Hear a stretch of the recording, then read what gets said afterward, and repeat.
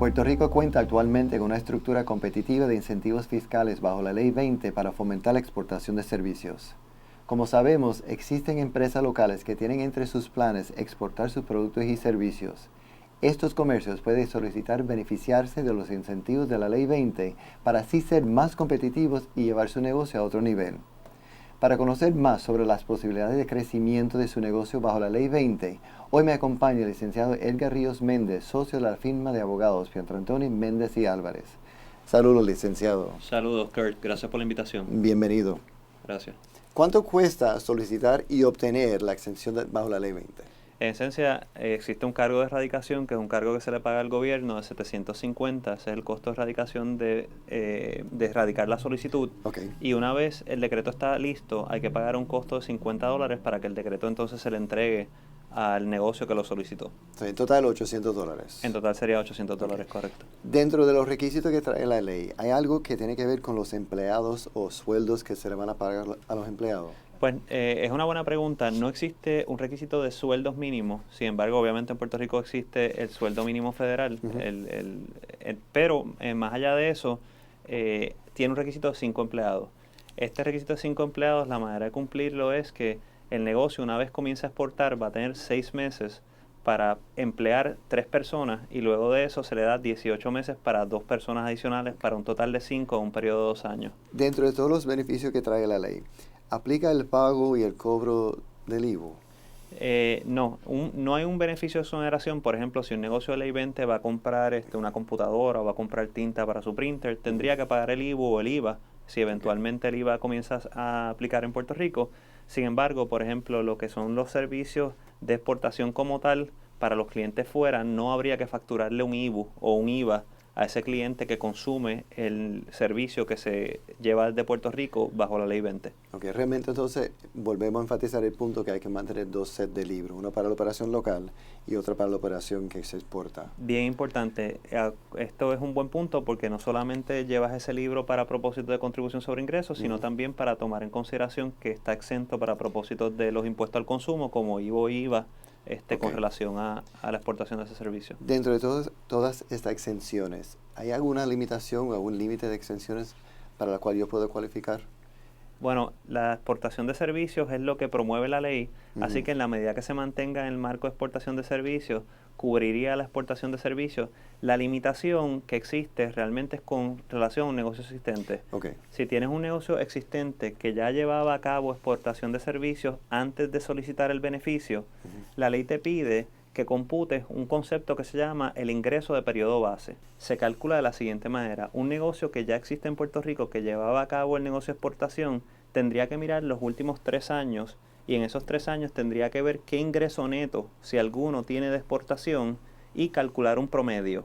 Una vez se establezca ese promedio de ingreso neto de exportación, sería cada dólar por encima de ese ingreso neto de exportación, de ese promedio, sería el que tendría el beneficio bajo la ley 20 del 4%. Okay. Solamente el incremento en ingreso neto. Correcto. Y ahí es importante tratar de determinar que muchas veces tienes negocios que en algún momento trataron de hacer un esfuerzo de comenzar a exportar, pero por alguna razón no continuaron con ese esfuerzo. Pues muchas veces si se hace un cálculo donde se hace una asignación de gasto a ese ingreso que se generó en su momento de exportación, a lo mejor no existe un ingreso neto y por tanto no tendrían un periodo base. Entonces empiezan de cero. Así que empezarían de cero y básicamente gozarían del 4% sobre el ingreso neto de exportación de ahí en adelante. O sea, no tendrían el problema de ingreso base. Así que es importante mirar lo que sucedió esos últimos 3 años para poder determinar si hay un ingreso neto de periodo base. Para entender el beneficio, lo que tiene que hacer. Pregunto, sí. Es bien importante que el comerciante mire estos números antes de solicitar el decreto. Sí, es importante. Y máxime porque, como mencioné hace un segundo atrás, el beneficio es del 4%. Así que es importante determinar cuál es la contribución efectiva que ese comerciante está pagando ahora mismo y podría ser que esté pagando una contribución de 33 o 39%.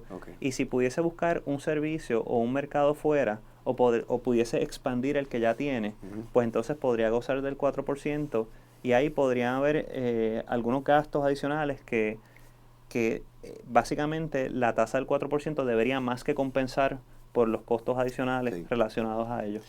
Yo sé que muchos de nuestros comerciantes son bastante creativos en cómo quieren llevar el negocio, ¿no? Y piensan muy bien. Pregunto, ¿se pueden establecer afiliadas fuera de Puerto Rico para entonces brindarles servicios de exportación desde Puerto Rico? Muchas veces puede pasar que tienes negocios que, por ejemplo, necesitan algún tipo de presencia física dentro, por decir, los Estados Unidos o República Dominicana para manejar ese negocio.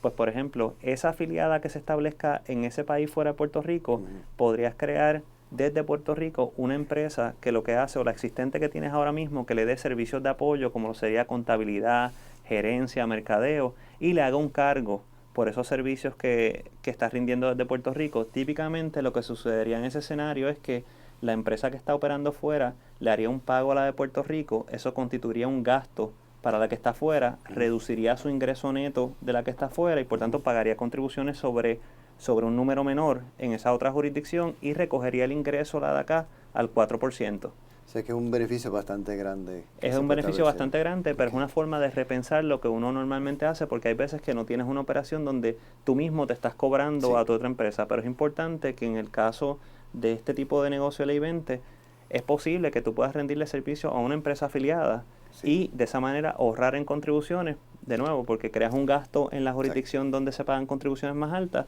y creas un ingreso en la jurisdicción de Puerto Rico donde se pagan contribuciones más bajas cuando es ingreso de exportación. Excelente. Otra pregunta que me viene a la mente es, ¿cuánto tiempo dura esta exención para la empresa? Sí, la ley termina en diciembre 31 del 2020, pero esto lo que significa es que entre este momento y diciembre 31 del 2020, uno puede ir y solicitar el decreto.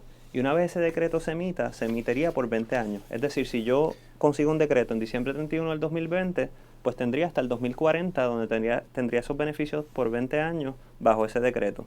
¿Y eso no cambiaría? Una vez yo tenga el decreto para mi empresa, Exacto. ¿queda bien por los 20 años? Sí, la idea del decreto es tener un concepto de un contrato entre la empresa y el gobierno de Puerto Rico, donde una vez se obtenga ese contrato, no importa si la ley cambia o si la ley en efecto se deroga, el empresario tendría el beneficio por 20 años. Okay. O sea que estaría seguro en ese decreto por 20 años.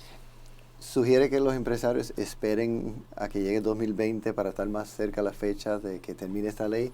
¿O sería algo recomendable que desde ahora miren su negocio? Es buena pregunta. Yo creo que desde ahora deberían examinar su negocio. Las leyes son cambiantes. Y una vez uno obtenga el decreto, de nuevo, tienes el beneficio asegurado y no tienes problema de si cambia la ley.